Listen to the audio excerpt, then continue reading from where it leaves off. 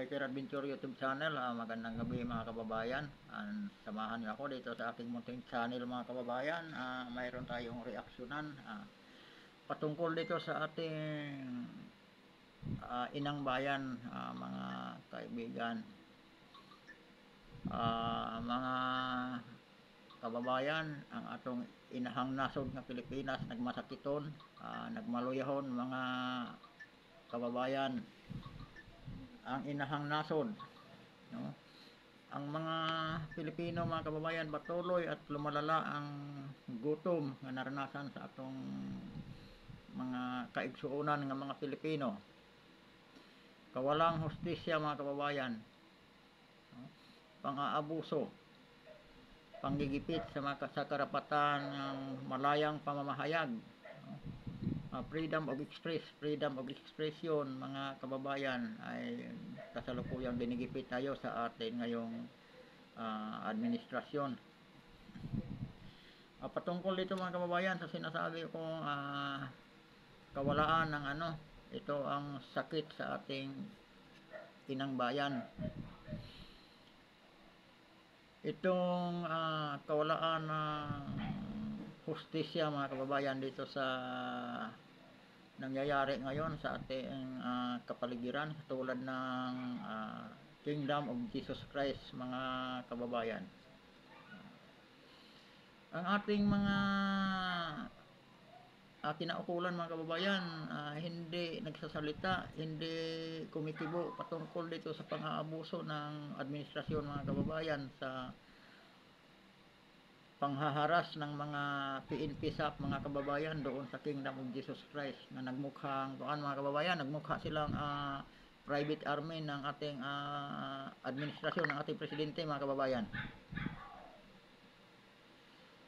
Maliwanag mga kababayan, doon sa Kingdom of Jesus Christ talagang maraming nilabag na batas ang ating mga PNP-SAP mga kababayan sa paghahabol nila kay Pastor Apollo Kibuloy. Si Pastor Apollo Kibuloy mga kababayan ay para bang tinuturing nila nga isang napaka-notorious nga kriminal, para bang isang napaka-notorious mga kababayan nga terorista itong ginagawa ng ating mga PNP-SAP. Kung mag-serve mga kababayan ng warrant of arrest, kung ang korte mga kababayan mag-utos nga ipaserve ang warrant of arrest, hindi naman siguro ang korte mga kababayan hindi gumagamit ng 2 batalyon special action force para huhulihin yung subject mga kababayan.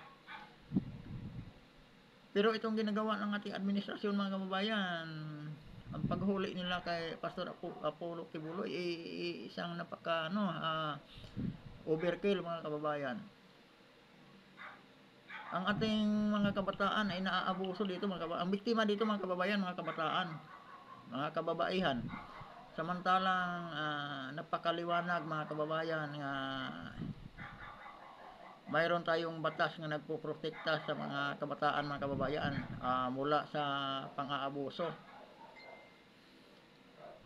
Marami tayong mga kababayan batas patungkol ito sa nagbibigay ng proteksyon sa ating mga kabataan.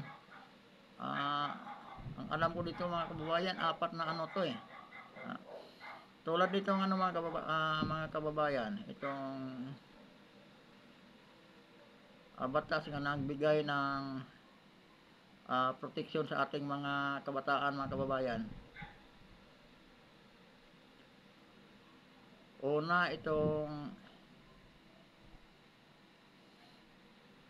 may 3 to mga kababayan. Itong Republic Act,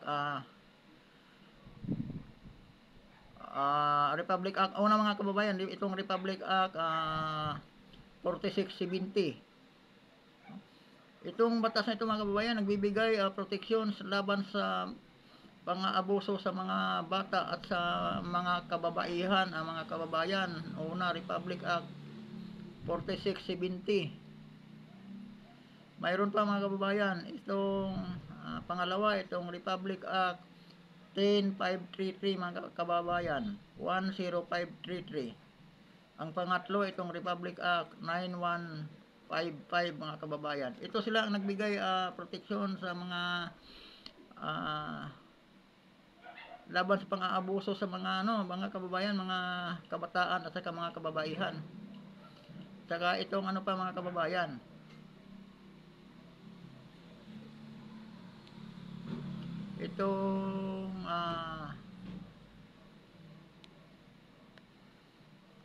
itong Republic Act 7610 mga kababayan, itong protection against abuse, Republic Act 7610 mga kababayan, provides protection for children against physical and psychological abuse mga kababayan. Itong nangyayari sa mga kababayan, sa Kingdom of Jesus Christ, pasok dito sa mga kababayan, sa psychological kasi na-trauma ang mga kabataan mga kababayan dahil sa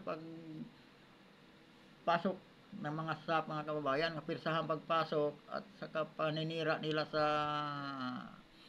property ng Kingdom of Jesus Christ. Diba mga kababayan, madaling araw nabubulabog yung mga kasi doon mga kababayan may eskwelahan at saka simbahan yun. Sa eskwelahan parte, siyempre yung mga bata mga kababayan, na-trauma ang kabataan dahil dito sa ginawa nating SAP. Samantalang may mga batas tayo patungkol dito mga kababayan, proteksyonan mga kabataan, ngunit sa halip na proteksyonan ng ating mga PNP ay sila mismo mga kababayan ang umaabuso. Ang human rights mga kababayan hindi kumikibo patungkol dito, di ba? Nasaan ang human rights? Nasaan ang mga senador? Nasaan ang mga congressman mga kababayan? Bakit hindi sila kumikibo dito? Ni hanggang ngayon mga kababayan, wala pang investigasyon patungkol dito. Hindi pa dito nagtatapos mga kababayan ang paghihirap sa ating mga inosenteng mga kababayan doon sa Davao City. Pati doon sa Kitbog Mountain mga kababayan, doon sa may Sarangani Province, 2 na ang patay. Nung pagpasok mismo ng PNP SAP doon sa Kitbog mga kababayan, nagulat yung mga kapatid ating mga katutubo sa doon sa Kitbog Mountain sa may Sarangani Province mga kababayan. Mismo noong sila mga kababayan, may inatake sa puso yun, namatay. Tapos mayroon pa isa mga kababayan, nagkaroon ng trauma, namatay din. Ang mga matanda, namatay din mga kababayan. Pero hanggang ngayon, walang tibo ang ating mga, nasaan ang ating mga congressman nga mahilig mag-imbestiga? Nasaan ang ating mga senador mga kababayan nga mahilig mag-imbestiga? Nasaan si Senador Bato de la Rosa at saka si Senador Bungo? Taga Davao parehas mga kababayan. Kaya minsan, ang ating mga senador mga kababayan ay medyo may pagpapabaya din sa kanilang tungkulin. Ang ating mga congressman mga kababayan, mahilig yun sila sa mga imbestiga. Nakapokus sila sa pag-imbestiga patungkol sa war on drugs ni President Duterte mga kababayan. Mula pa yun sa pagka-mayor ng President Duterte, inimbestigahan na yan. Pero wala silang naisampang kaso sa korte. Ngayon, ito na naman mga kababayan, nakatutok pa rin sila dyan. Ang nangyayari doon sa Kingdom of Jesus Christ, wala silang investigasyon mga kababayan. Diba? Napaka-unfair na nga itong ngayon. Itong ating mga government official mga kababayan. Dito makikita natin na pamulitika talaga ang kanilang ginagawa. Di nila malaman mga kababayan kung paano talaga nila patumbahin ang mga Duterte. Tapos isa pa mga kababayan, nilalaro na sila ngayon, di ba, si VP Sara mga kababayan, kumalas na sa kabinete ni BBM. Mga ilang araw pa lang mga kababayan, mula nang nag-resign si VP Sara, nilalaro lang niya itong itong mga kasalukuyang administrasyon ng kababayan at saka yung mga dilawan. Nilalaro na lang mga kababayan ng mga Duterte. Pinaglaruan na lang sila Tingnan mo, pinitik lang sila ni VP Sara, nga sabi nga tatakbo daw sa Senado ang 3 Duterte, mag-ama. Nag-iiyakan mga kababayan, hindi nila alam anong gagawin. Talagang nakapokus sila mga kababayan, kaliwat ka ng meeting, magpapatawag ng meeting ni Tambalos-los mga kababayan, hindi nila nga, pati kongreso mga kababayan natataranta Biro mo, tatlong Duterte, papasok sa yan. Papasok sa Senado. Malamang mga kababayan, talagang ibubuto yan ng mga Pilipino kasi yung mga Duterte ang hinahanap ng mga Pilipino. Kasi ang mga Duterte lang mga kababayan ang nakitaan ng nagserbisyo ng totoo sa ating bayan. Kanina pagpasok ko mga kababayan, sinasabi ko sa binabanggit ko ng ating inahang nasod nagmasakiton. Ang ating inahang nasod mga kababayan nagmaluyahon. Diba? Grabe ang karamdaman ng ating inang bayan, mga kaibigan. Unang-una, ang mga Pilipino nagsuffer sa matinding hirap, gutom mga kababayan dahil sa patuloy ng pagtaas ng mga bilihin at sa kakulangan sa trabaho mga kababayan. Isa yang sakit sa ating inang bayan. Ang sunod mga kababayan, talamak na korupsyon sa ating gobyerno. Malubhang sakit ng ating inang bayan mga kababayan. Ang korupsyon sa ating gobyerno. Kaliwat kanan ng pag ano nila sa pira ng gobyerno, kaliwat kanan kunwari pagbibigay ng ayuda nga ang si Tambaloslos ang namimigay ng ayuda mga kababayan sa halip na DSWD ay nilagay ni Tambaloslos sa kanyang kamay ang pagbibigay ng ayuda, yung mga peking ayuda mga kababayan, kung ano-anong klaseng ayuda na yung ginagawa, di ba? Namimigay ng tagli 5,000. Papipirmahin yung beneficiary, pagkatapos bawiin yung 4,000. 1,000 matitira sa beneficiary mga kababayan. Di ba isang panluloko, isang maliwanag na panluloko mga kababayan. Hindi kumikibo ang mga senador. Ang Senado dapat inimbestigahan to mga kababayan. Doon sa Davao City mga kababayan, namimigay daw ng mayroong namimigay ng 10,000 mga kababayan. Di ba yung pumutok sa social media ito isang babaeng buntis ang umiiyak mga kababayan. Ang tagal daw niyang nakapila. Tapos nung na siya, nabigyan na 10,000 mga kababayan. Pinadaan sa barangay, binawi ang 8,500. 1,500 lang natitira sa kanya. Ito mga kababayan, dapat inimbestigahan to kung gaano to katotoo. Bakit hindi kumikibo ang ating mga senador?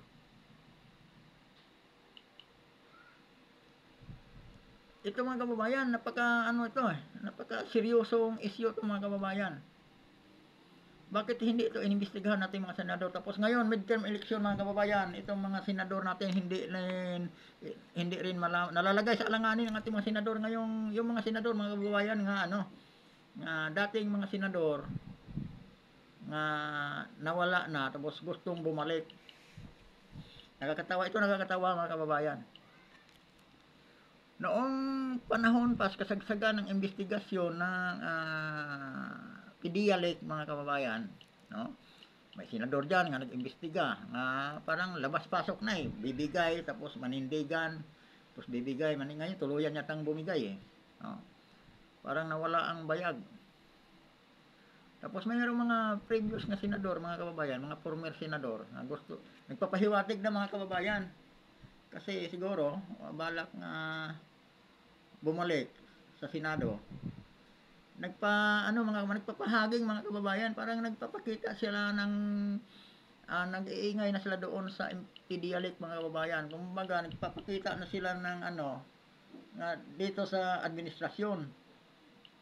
Na sila mga kababayan, nagpakita na sila nagparamdam sila sa administrasyon mga kababayan, ng suporta sa administrasyon. Noong mga kababayan, anong tawag nito? Noong nagbiro mga kababayan, sabihin na natin nagbiro mga kababayan kasi malayo pa naman wala pa naman talagang filing of candidacy. So sabihin na natin nagbiro si VP Sara mga kababayan nga tatakbo daw sa Senado ang kanyang ama, kuya at saka kanyang bunsong kapatid si Mayor Baste Duterte mga kababayan. Alam mo mga kababayan, yung mga nagpakita na ng medyo na kay sa administrasyon, nalagay ngayon sa alanganin mga kababayan, nalilito, hindi nila alam kung saan sila ngayon. Di ba mga kababayan, nakakatawa nalilito sila mga kababayan kung saan malaman nilang tatakbo si dating President Duterte sa Senado. Hindi nila alam mga kababayan, nakapagpahaging na sila dito sa administrasyon Ngayon mga kababayan, nalilito sila, di nila para ba siyang gustong aatras at gusto hindi talaga pa nakapagdesisyon ng mga kababayan. Tingnan nyo, di ba maibabaliktad niyan papunta kay Duterte, sa mga Duterte mga kababayan. Itong mga senador mga kababayan na mga walang bayag, itong mga senador mga kababayan nga mahilig tumalon sa kabilang bako. Di ba panahon ni Duterte, ni Sara, ang daming senador diyan na lahat sila nagpupula, pati yung mga partido naglilipatan sa bakod ng mga Duterte.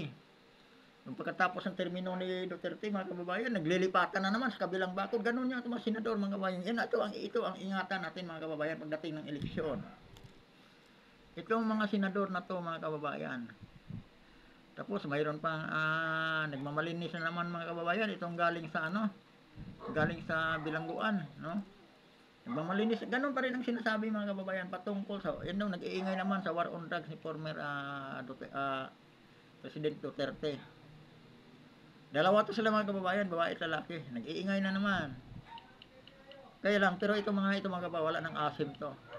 Diba, nung nakaraang eleksyon, wala, hindi to na hindi na to sa nangamay. Ngayon, mga kababayan, baka sakali pa rin to mga ito. Akala nila madala pa nila ang mga Pilipino, mga kababayan. Pangalanan ko na, mga kababayan, itong si Laila de Lima at saka si Antonio Trillanes, mga kababayan, ngayon nag-iingay na naman. Aywan ko kung sino pa ang maniniwala sa kanila. Ha?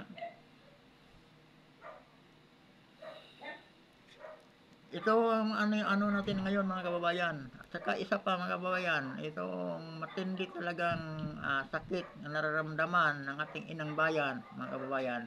Itong nakakaladkad na tayo palapit sa gira, mga kababayan. Itong gira laban sa China, mga kababayan. Itong gira nga hindi natin napaghandaan.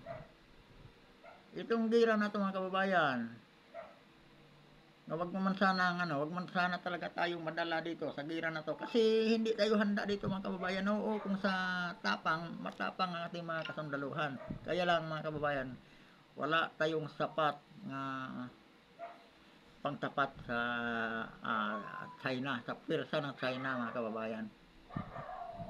Siguro kung ang mga nagdaang mga unang-una pang mga presidente, mga kababayan, kung hindi lang corrupt, yung project dati ni former President Marcos Sr., mga kababayan, kung pinagpatuloy yung Barbara Project, di ba? Marami na tayong mga kababayan. Dapat siguro kung tinuloy-tuloy yun, nag-manufacture sila ng maraming racket para depensa sa ating bayan, hindi sana mangyari ito, mga kababayan. Hindi tayo mabubulan ng China, mabubuli ng China.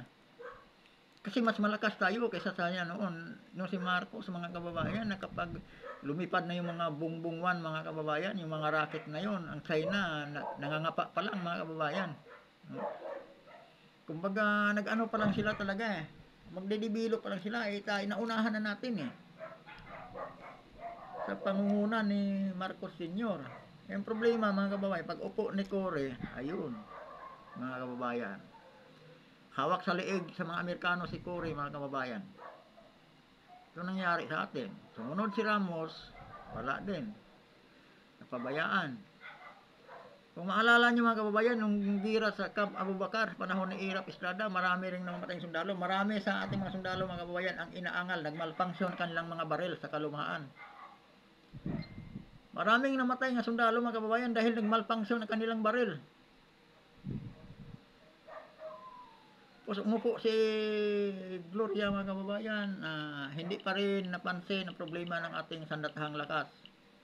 Umupo si Aquino, mga kababayan, hindi pa rin napansin ating sandatahang lakas. May project si Aquino, mga kababayan, tulay, bumagsak, sila ang nalaglag. Diba? Naalala natin yung mga kababayan. Ganun yung si Aquino. Tapos, ginawa niya nagpadala siya ng Navy doon sa Ayungin Shoal, mga kababayan, sa Scarborough Shoal. No? Ginawa lang militarize ang Scarborough Shoal, mga kababayan, tinapatan ng China. Si Aquino, mga kababayan, nauto na naman sa mga Amerikano. Pinawithdraw ng mga Amerikano ang dalawang tropa. Nagpauto ang ating commander-in-chief, mga kababayan, si Aquino noon. Pinawithdraw ang mga Philippine Navy. Hindi naman nag-withdraw ang Chinese Navy. O, diba? Hindi na tayo makabalik. Sila ngayon ang kaposisyon, mga kababayan, sa Scarborough Shoal. Ganun yun. Sino ang may dahilan yan? Yung Amerikano, Amerika. Ito na naman ngayon ang mga Amerika, mga kababayan, pumapasok na naman. Balikan natin si ano mga kababayan, no, problema sa Sandatahang Lakas. Di ba? Ang naalala niyo mga kababayan, panahon ni Aquino, o pati kay Gloria, ilang helicopter mga kababayan, ang kusa na lang nalalaglag na hindi pa tinamaan ng rocket ng mga kalaban. Kusang nalalaglag na wala namang bagyo mga kababayan dahil sa kalumaan. No, ganun ang gamit ng ating mga sundalo noon mga kababayan. Kusang nalalaglag ang mga helicopter nila. Kumbaga talagang sobrang katandaan na mga kababayan, pinagtiyagaan pa rin ng ating gobyerno. Kasi puro kurakot mga kababayan ang ginawa nating gobyerno. Noong dumating sa kay Aquino pala mga kababayan, nakabili pala siya ng barko nga 1970s pa yung barko sa Amerika.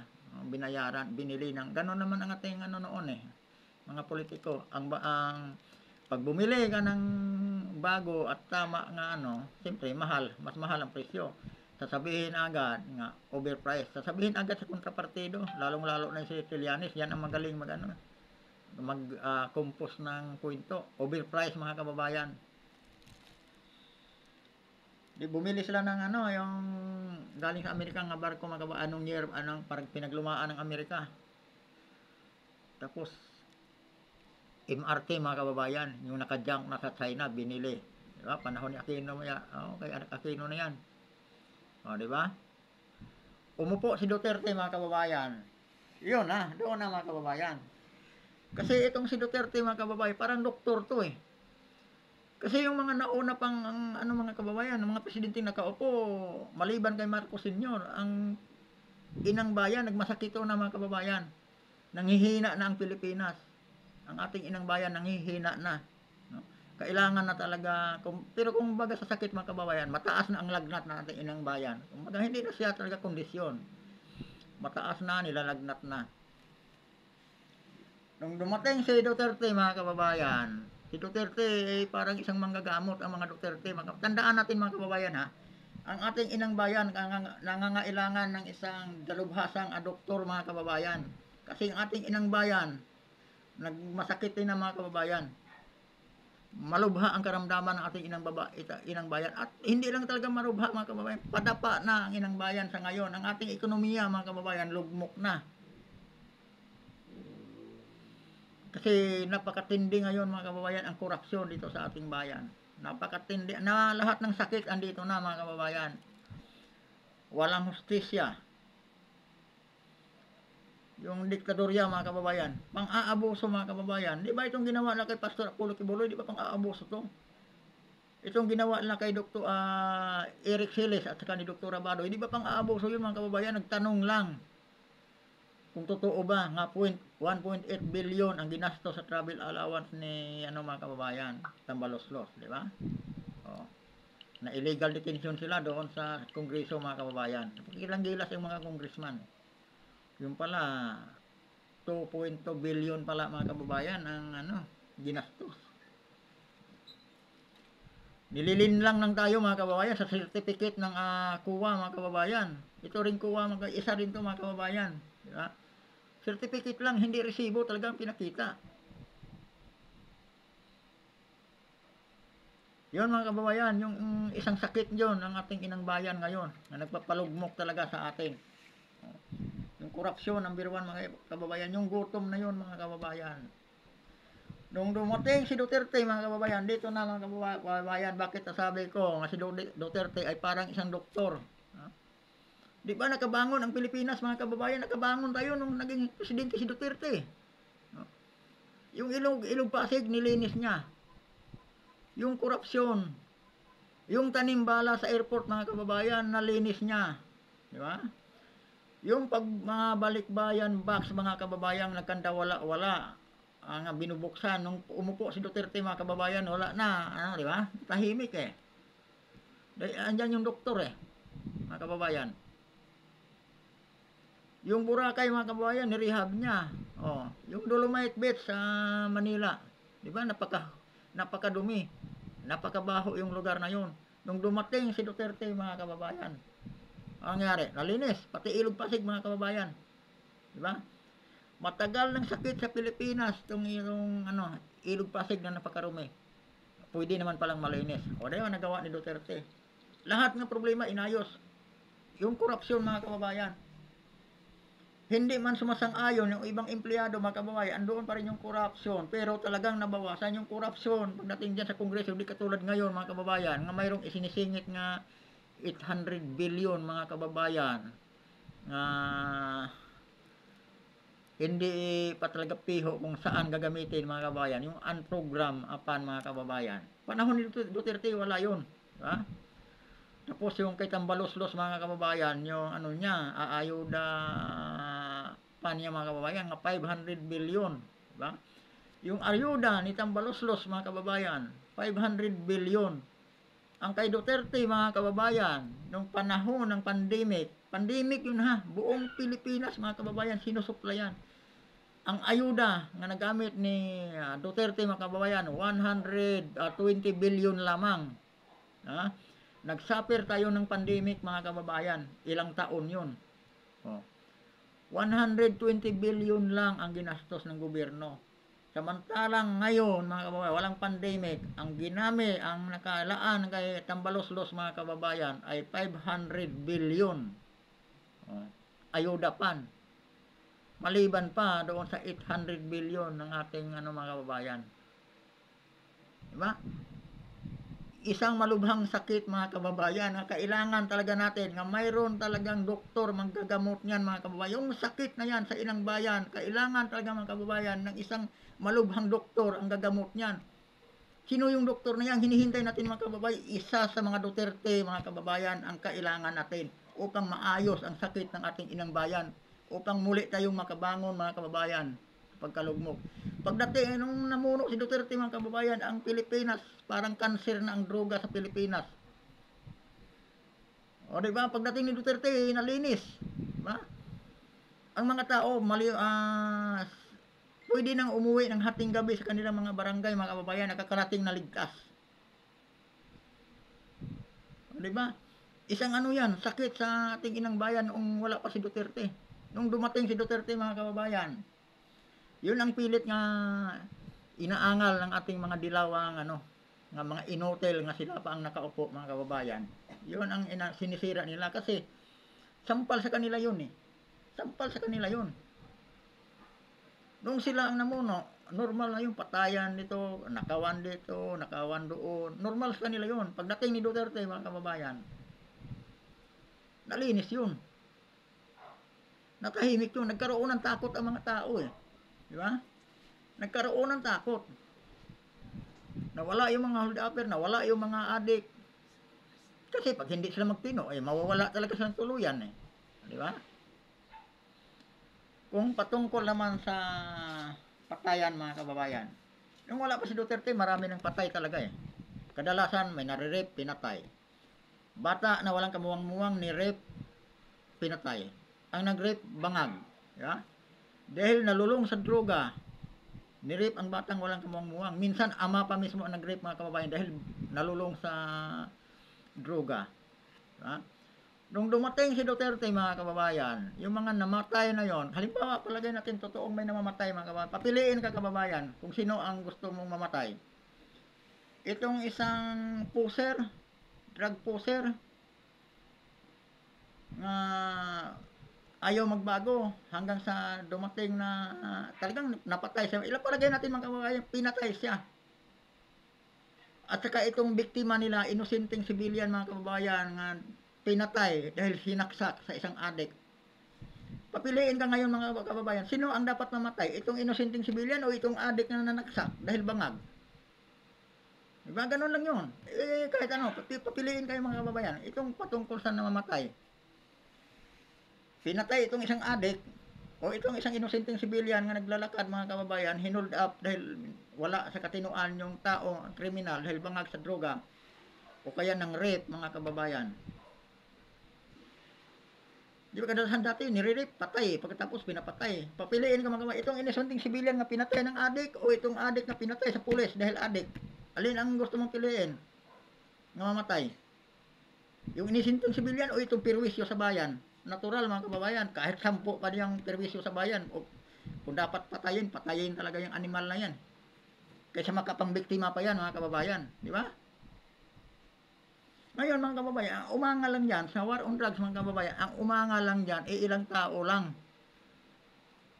Yung mga, ano mga kababayan, kadalasan dyan, yung mga kontrapartido, yung mga galit sa Duterte mga kababayan, yung mga yung mga, sabihin natin mga politiko din. Yun sila mga kababayan, siguro mga protector yan sila. Negosyo nila yung droga mga kababayan. Di ba? Ilang general yung nasangkot sa droga pagpasok ni Duterte. Sila ila dilema mga kababayan. Bakit nakulong, di ba? Oh. Isang patunay lang yan. Kaya sabi nga ni Duterte, ang akala niya 6 months lang ang kasi di niya alam na ang droga pala sa Pilipinas parang cancer na. Parang buong na talaga, parang kumbaga sa katawan ng tao mga kababayan, kung ihambing sa katawan ng tao, ang droga sa Pilipinas noon talagang talagang na talaga, pang nasa dugo na talaga ng kumbaga kung cancer mga kababayan, stage 4 na. Di ba? Bakit natin masabing stage 4? Kasi ilang mayor yung nasangkot sa droga. Patunay si Mayor Espinosa ng Biliran Leyte. Oh, ano ba yung sa Leyte mga kababayan? Di ba? Yung mayor doon sa Osamis mga kababayan, di ba? Oh. Ilang pulis ang sangkot sa droga mga kababayan. Protector sa droga. Ilang general ang protector sa droga mga kababayan. Kaya yung mga nag-iingay patungkol sa droga, kumakalaban sa war on drugs, business nila, nasagasaan sila mga kababayan. Sila yung mga protector sa mga drug lord na yan. Kaya sila kumukontra patungkol dyan sa war on drugs. Pero ang mga inosente, mga civilian, maraming sumasang-ayon sa war on drugs, maraming natutuwa. Diba? Maraming natutuwa eh. Kasi maraming lugar nga yung bagong silang Caloocan mga kababayan, panahon nung wala pa si Duterte, grabe yan dyan. Matindi ang droga dyan, matindi ang hold upan dyan mga kababayan, matindi ang patayan dyan. Maraming bangag dyan. Pag umuwi ka dyan, ng lampas ng alas 10 ng gabi, delikado ka dyan mga kababayan. Matagal din ako nakatira dyan sa Pispor eh. Sa bagong silang na yan, kaya alam ko yon. Pero nung umupo si Duterte mga kababayan, oo, maraming nawala. Pero mga salot sa lipunan yung nawala mga kababayan eh. Pero sa bagay, kahit gaano yon sila kasama, ang mga kamag-anak, ang mga magulang ng mga kababayan, siyempre masaktan yon. Sila ngayon yung ginagamit nila ni Dilema mga kababayan, ng human rights para yun sila ngayon ang ginagamit nila ni Franz Castro mga kababayan para buksan ang kaso ni Duterte patungkol sa war on drugs. Siyempre, kahit gaano kasama ng anak, mga kababayan, pag yan ang namatay, siyempre, ang nanay at tatay niyan, masasaktan pa rin, di ba? Kahit pa pagbangag yung anak niya o paggagawa niya ng katarantaduhan, sasabihin ng nanay o kaya tatay, putang ina mo, mamatay ka na sana. Pero pag namatay nga talaga yan mga kababayan, masasaktan pa rin yun kasi mga magulang yun eh. Mga kapatid. Kaya normal lang yun mga kababayan. Yun sila ang ginagamit ng mga politiko na kumakalaban kay Duterte mga kababayan. Yung mga tao na yun, ang gagamitin ng mga politiko, minsan babayaran pa nga para lang talaga magreklamo o kaya Pero walang napatunayan mga kababayan. Hindi nila ni isang kaso, walang kasong naihain sa korte. Ang nila mga kababayan, ginagamit lang sa pamulitika. Tulad ngayon, yung imbestiga na naman sa Kongreso patungkol sa war on drugs mga kababayan. Pamulitika lang. Kasi hindi talagang nakaya ang mga Duterte mga kababayan. Medyo nawala na ako sa tema mga kababayan. Ulitin ko mga kababayan, babalik na natin tong ang mga ang Duterte mga kababayan ay siya ang espesyalistang doktor at makagamot sa sakit ng ating inang bayan. Kaya yun ang kailangan natin mga kababayan. Hindi Marcos ang kailangan ng mga Pilipino para sa inang bayan. Hindi Aquino ang kailangan sa mga Pilipino para sa inang bayan. Yung mga Aquino pa nga ang sumisira sa inang bayan eh. Diba? Hindi Aranita mga kababayan ang kailangan ng inang bayan. Kundi Duterte lang mga kaibigan, mga kababayan. Itong mga kababayan, itong bagong Pilipinas ng Marcos administrasyon mga kababayan. Ano bang trademark nito? Patunay nga tayo ngayon ay isang bagong Pilipinas mga kababayan. Ano ba ang kagandahan? Ano ang makikita mong ikabubuti dito sa sinasabi ng bagong Pilipinas mga kababayan? Itong pag-suppress sa freedom of speech, freedom of express mga kababayan. Itong take down sa SMNI, yun ba yun? Itong panggugulo doon sa Kingdom of Jesus Christ mga kababayan, yun ba yun?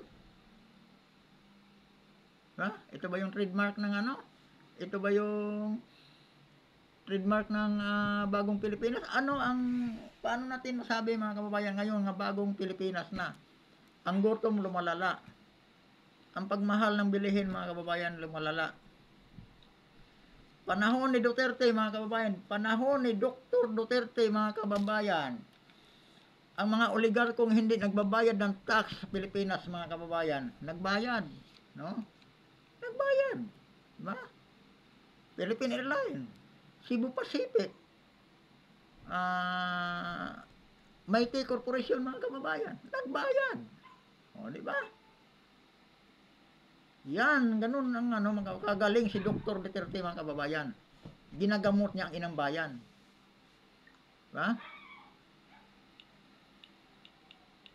Sino ang nakabalik sa Pilipinas mga kababayan sa Balangiga Bills? Hindi yan tinuturo sa school. Kung hindi naging presidente si Duterte mga kababayan, yung hinatid ng mga Amerikano ang Balangiga Bills, di ko talaga alam nga. Tinanong ko nanay ko, ano ba yung Balangiga Bills? Hindi rin alam ni nanay. Binawi ni Duterte mga kababayan, walang nagawa ang Amerika, sinauli. Kasi sabi niya, heritage namin yun eh. Diba? Ilang presidente nang dumaan mga kababayan sa Pilipinas, sinubukang bawiin yun. Nabawi ba? Hindi. Ganon katindi, ganon ka popular si Duterte mga kababayan. Ang Duterte hindi basta-basta manamamaliit. Sinong presidente sa Asia mga kababayan ang minura ang ng presidente ng Amerika? Si Duterte lang ang nagagawa noon mga kababayan. Di ba? Yung ibang presidente ng mga kalapit nating bayan mga kababayan, wala. Hindi basta-basta. Pero si Duterte, diyan ganun katigas mga kababayan ang Duterte. Ganun may panindigan mga Duterte mga kababayan. Sinong presidente mga kababayan ang ginawa ng 10 taon ang ating mga passport mga kababayan sa mga OFW? Diba? Ginawa ba ni Aquino yan? Ginawa ba ni Ramos yan? Diba? Si Duterte lang. Hanggang ngayon napakinabangan ng mga Pilipino mga kababayan, mga OFW. Sinong presidente mga kababayan ang dati nagtiis sa napakababang sweldo ang pulis at saka sundalo mga kababayan, pati teacher? Sinong presidente ang nagtaas niyan? Si Duterte lang. Sinong presidente mga kababayan ang nagpabago sa sandatahang lakas? Ngayon, nagiging na tayo, upgrade na tayo, pero hindi pa man ganun mga kababayan. At least, maraming nagawa si Duterte pagdating sa sandatahang lakas. Pero ngayon, mukhang hindi pinagpatuloy ni BBM mga kababayan. Mayroon man tayong paparating ng mga pero panahon pa yan ni Duterte mga kababayan nga hindi pa na-deliver. No? Yung fast crop natin galing sa Israel, mga 6 yan, 2 pa lang yung na-deliver. Ayaw ko yung 4 kung na diba? Mamaya pag-deliver niyan, ang kini naman, si BBM ang niyan, mga kababayan. Mag-benefit siya kay BBM. Sasabihin na naman niya sa mga supporter niya, ang galing ni diba? Yung katulad ng Bramos, Kasi si Duterte, mga kababayan, hindi niya tinataka ng Duterte lahat ng project ng government, mga kababayan. Walang tatak na Duterte. Yung airport ng Bicol, mga kababayan, Vice President Leni Robredo, sa lugar niya, sinong nagpaganda sa airport nila? Ang ganda na ngayon airport nila mga kababayan, si Duterte yan. Pero makikita mo bang may pangalan Duterte doon? Wala. Ha? Yung Romualdez Airport mga kababayan, kasama ba yun sa ni Duterte? Pero ngayon, Romualdez Airport. Di ba? Ganun kagaling. Di ba? Nakakahiya yata yun mga kababayan. Si Duterte ka mga kababayan, kung nagbigay ng ayuda, walang pangalan. At saka hindi ganun kamahal mga kababayan.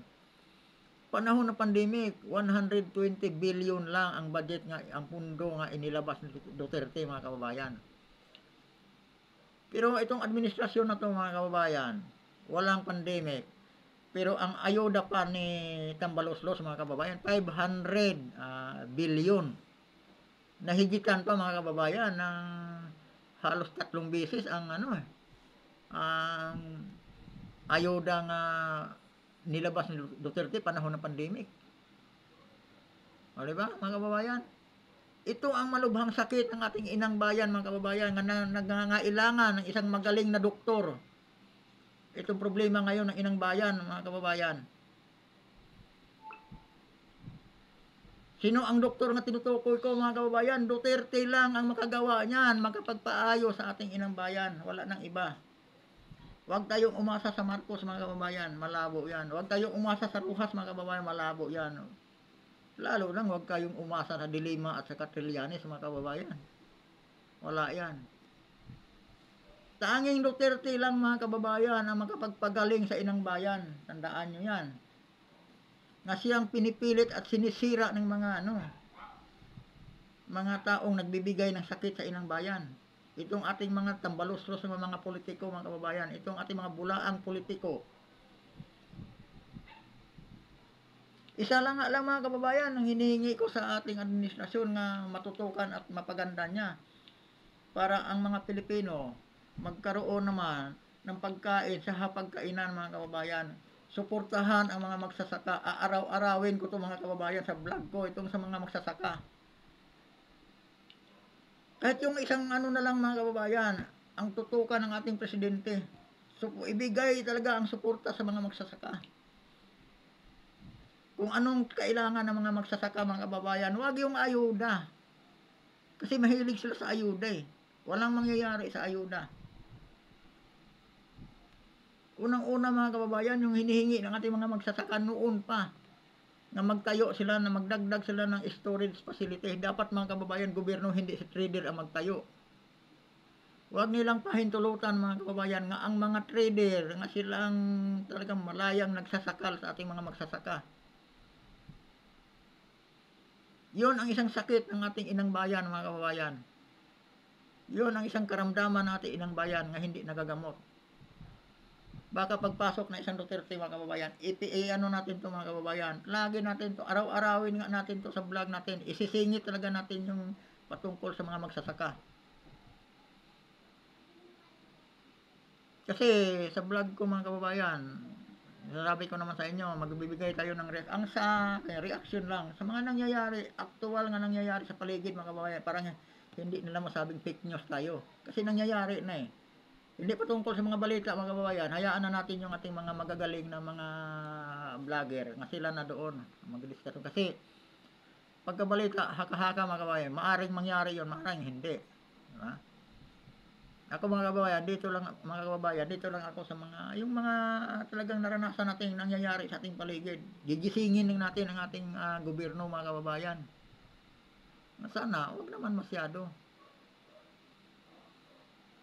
Yung Ilog Pasig noon mga kababayan, nalinis na yun ni Duterte, ngayon marumi na naman. Ang droga mga kababayan, hindi naman totaling na zero panahon ni Duterte mga kababayan. Pero malaki talaga na ibawas. Ngayon mga kababayan, namayagpag na naman. No? Nakalabas na naman si Dilima. Kandidato na naman si Dilima mga kababayan. Mangangailangan na naman ng pundo yan. Diba? Hindi ko sinasabi ha kung saan nanggagaling yung pundo. Ganun lang yung mga kababayan.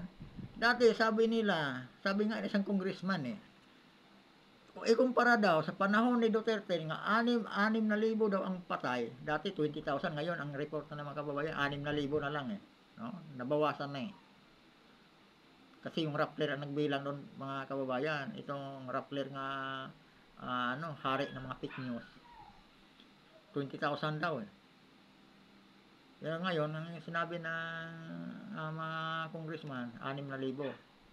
Ang pagkakaiba daw, sa panahon ni Duterte at sa panahon ngayon, sa ngayon daw, ang kagandahan, wala daw patay.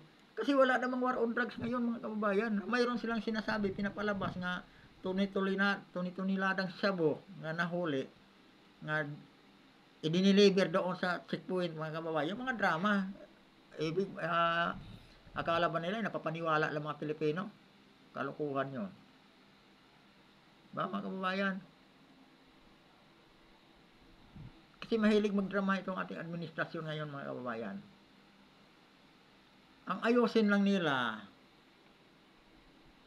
tutukan ang tulong sa magsasaka mula pagtanim mga kababayan hanggang sa pag-ani, hanggang sa paghatid sa palengke.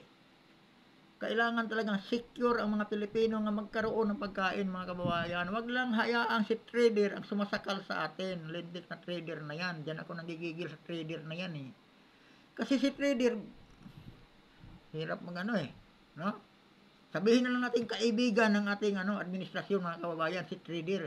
Yung smuggler na trader mula sa bigas hanggang sa mga hanggang sa sibuyas, saka sa iba pang mga gulay mga kababayan. No? Ka-close niya, no? Ka-close ni Secretary of Agriculture mga kababayan ng ating presidente. No? Tapos si BP Sara mga kababayan, inilagay sa DepEd, ginawang DepEd Secretary kasi ang DepEd mga kababayan, number 1 din corrupt. Pero naayos ni BP Sara mga kababayan, magaling magtrabaho si BP Sara. O, di ba? Nagkaroon ng maraming benepisyo ang mga teacher mga kababayan dahil kay BP Sara. Yung ibang mga sekretary, nagkaroon ba ng additional allowance yung mga teacher mga kababayan? 5,000 yata yung 5,000 yung allowance nila. Nagmula doon sa ama nga dinoble ang sahod ng mga teacher. Nung dumating ang anak mga kababayan nga ginawang DepEd as secretary, di ba? Nagkaroon ng overtime pa ang mga teacher.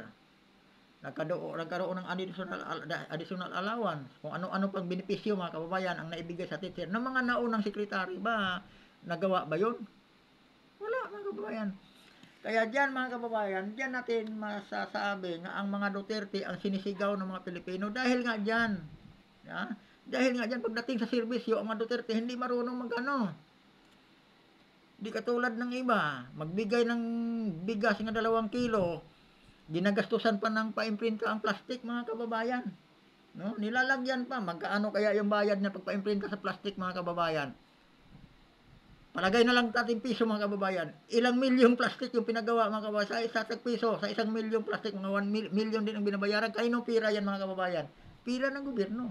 Pira ba ni Tambaloslos yan? Pira ng gobyerno yan. O, di ba? Gumastos ng milyon, ang ibinibigay ng mga tao 2 kilong bigas lang mga kababayan, kasama pa amag. Ito namang ating kawawang politiko mga kababayan, nga talagang atat na makaupo. At atat na atat, hindi niya naisip yung ginagawa niya ay nagdiin lang sa kanya mga kababayan sa kapahamakan. Diba? Sa tingin niya ba natutuwa ang mga Pilipino? Ikaw kababayan, kaibigan. Halimbawa, kasi lahat tayo ngayon mga kababayan, dinaranas natin ang gutom. Dinaranas natin ang hirap ngayon mga kababayan, sa totoo lang. No? Maliban ang taga sa mga mayayaman. O kaya, yung mga mayayaman na kaibigan ng ating administrasyon. Diba mga kababayan, kung ikaw, bibigyan ka ng 2 kilo bigas, papipilahi ka, dudumi-dumihan pa yung daliri mo mga kababayan, lalagyan pa ng tinta. Diba? Parang ano ba yan? Sa halagang 2 kilong bigas. Diba? Parang magbigay nga parang ayaw. Ibubuto mo ba yan mga kababayan pagdating ng eleksyon? Ako hindi. Diba? Tarantado ka, hindi mo naman pira yan. Pira ng gobyerno yan. Pira ng mga Pilipino yan. Nagbibigay ka lang 2 kilo, may amag pa.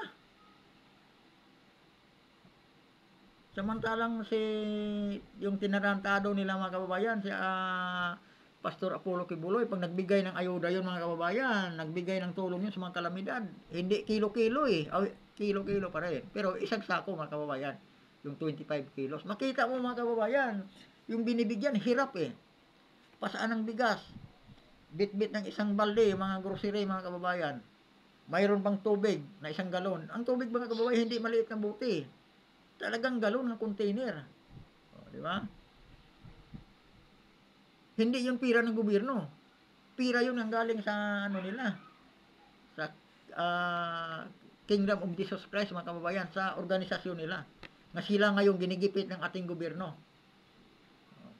Sila ngayon ang pinahirapan ng ating gobyerno, mga kababayan. Kasi mga kababayan, dati ang nanggugulo sa atin mga NPA, mga terorista. Pero ngayon mga kababayan, ang nanggugulo sa mga Pilipino, gobyerno. So, itatanungin nyo ako, bakit ko sinasabing gobyerno ang nanggugulo? Sinong nanggugulo sa Kingdom of Jesus Christ? Sino nanggugulo sa Davao? Di ba gobyerno? Pinapadala ng 2 batalyon ng PNP SAP ang Davao City. Samantalang ang Davao City, mga kababayan, pang-5 pinaka-peaceful na syudad sa buong mundo. Pang-5 pinaka-peaceful na syudad sa buong mundo, mga kababayan, ang Davao City. Pero bakit binagsakan ng PNP SAP na 2 batalyon? Mga full battle gear pa yan, mga kababayan. Akala mo, sabak sa gira yung mga yon.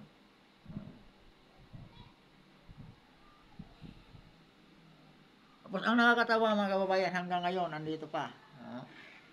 Yung binabalak nila, yung ibang mayor, mga kababayan, pag pinag-initan, talagang tanggal agad. Suspindi agad, kunwari, suspindi, mga kababayan, suspending tuluyan yun. Pero si Baste Duterte, bakit hindi na masuspindi hanggang ngayon? O, di ba, mga kababayan? Diyan pa lang, mga kababayan, masabi mo, nanginginig talaga sila pagdating sa mga Duterte. Pagdating sa Duterte, mga kababayan, nanginginig sila eh. Kaya ginagawa na lahat ng paraan upang masira ang mga Duterte. Kaya lang, mga kababayan, taong bayan ang kalaban nila. Ganon sila katindi. Pero nakakatawa, mga kababayan, di ba? Isipin natin, nung sinabi lang ni Sara Duterte nga tatakbo sa pagkasenador ang 3 Duterte. Duterte nga daw, mga kababayan, di na Duterte, Duterte na, Duterte. Natataranta, mga kababayan, nag-iiyakan. Nagsasanib pirsa ngayon yung mga magkakalaban dati. Ngayon, mga kababayan, magkakampi na upang kalabanin nila ang Duterte. Hindi nila ngayon napansin, mga kababayan, nakalusot na naman itong itong rally ngayon, mga kababayan. Hindi nila kasi busy sila, magaling si Sara eh. Kaya nalilito sila, mga kababayan, hindi nila alam. Nakakalusot tuloy yung natin. Itong National Day of Protest, mga kababayan. No? Ang National Day of Protest, mga kababayan, hindi sila kasi hindi ko malaman kung talagang plano rin nila yon kasi mga Duterte, mga kababayan, systematic yun sila eh. Magaling yun sila talaga pagdating sa madiskarte yun sila, mga kababayan. Kaya lang hindi sila madiskarte nga naninira, no? Yung mga tao nga may itinatago, yun talaga ang madaling masira kasi may tinatago eh. Hindi nila naharang to, mga kababayan, itong National Day of Protest. Hindi nila naharang eh. Kasi, nung sinabi ni Sara, nung nakaraang ilang araw na ba yung sinabi niya, natatakbo ang kanyang tatay, kanyang kuya, at si Mayor Baste Duterte tatakbo sa Senado. Pag nakapasok ka naman sa Senado, yan, mga kababayan, tapos idagdag pa yung walang bayag ng mga senador, nga mga tuta nila, mga kababayan. Ngayon, nagpapakita, distansya na yun, mga kababayan. Ngayon, nung papasok sa Senado, yung amo nila, mga kababayan, itong mga asong walang bayag na to, kumakahol na naman, mga kababayan. Ito na naman ngayon, babalik na naman yung tapang nila, mga kababayan. Dumagdag pa yan, 5 na. Kung makalusot pa kung matuloy si Philip Salvador, mga kababayan, di ba, 6 na. Kung may makalusot pa sa taga Maisog Rally, mga kababayan, kung sino dyan sa mga abogado dyan sa Maisog Rally, partida, mga kababayan. Kaya ang kongreso ngayon, mga kababayan, natataranta na din. Kasi yung mga kababalaghan na ginagawa nila, malamang yun, mga kababayan, hindi na yung makakalusot. At saka si PBBA, mga kababayan, mapipilay ang niya dyan. Pag makalusot na sa Senado, yung majority na talaga sa Senado, mga kababayan, ay hindi man ganun ka-powerful si mga kababayan, si Duterte. Kaya lang, wala na, di na makalusot yung katulad yung ginagawa ni Risa Hontiveros, mga kababayan, nga malaya siya nag-present ng mga fake nga mga witness nga nakatago, nga hindi man lang iniimbestigahan ang pagkatao ng mga witness na yon. Pero si former PDEA agent mga kababayan, kita mo naman kung ano-anong ginagawa ng mga senador, di ba? Sa investigasyon ng PDEA leak, talagang halos talagang anuhin nila si Agent Morales. Pero bakit yung mga witness nga dinadala ni Risa Hontiveros? Di ba? Doon pa lang mga kababayan, kaya sinasabi ko, walang bayag yung dalawang senador nga iniwan ni Duterte sa Senado eh.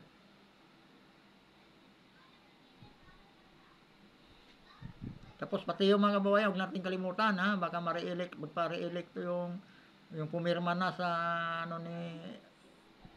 di ba, naghihikayat si Ruben Padilla, kailangan niya ng pirma para hindi yung ma-serve yung ni Pastor Apollo Kibuloy. Yung isa pumirma na mga kababayan.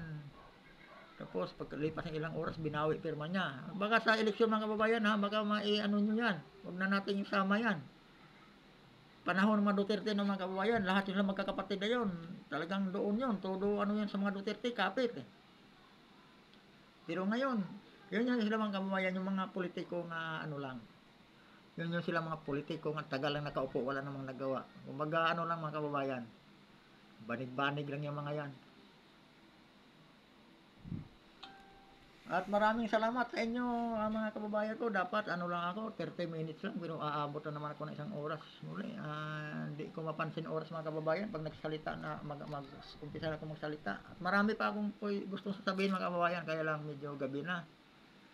At maraming salamat sa inyo. Hindi pa kasi ako makapag-live mga kababayan. Wala pa akong live. Hindi pa ako nabigyan ng live streaming ni YouTube. Kasi bago lang itong YouTube channel natin mga kababayan, bago lang, kaya kailangan ko pa ng mga subscriber. Ulitin ko mga kababayan, baka pwede paki-subscribe naman dito sa YouTube channel ko kung sakasakali gusto nyo itong mga topic ko mga kababayan. At pasensya naman kung mayroong hindi nagustuhan itong ko. Ganito lang talaga ako mga kababayan, yung medyo mapangahas. Kasi yung mga kailangan, nagigising lang ako mga kababayan sa ating mga government official. Ang ginigising ko talaga mga kababayan, si Presidente patungkol doon sa suporta ng mga magsasaka. At sana wag talaga pabayaan ang mga trader mga kababayan na siyang sasakal sa ating mga magsasaka. At siyang nagpapahirap sa ating mga Pilipino. Kasi si trader ang mga kababayan sa presyo ng ating bilihin eh. At maraming salamat mga kababayan. Magandang gabi sa inyong lahat. Ulitin ko, Duterte mga kababayan ay isang magaling na doktor upang makagamot sa ating inang bayan nga malubhang ang karamdaman mga kababayan. Ulitin ko, tanging Duterte lang mga kababayan ang ating pag-asa nga siyang gagamot sa malubhang karamdaman ng ating inang bayan mga kababayan. Maraming salamat po at magandang gabi sa inyong lahat.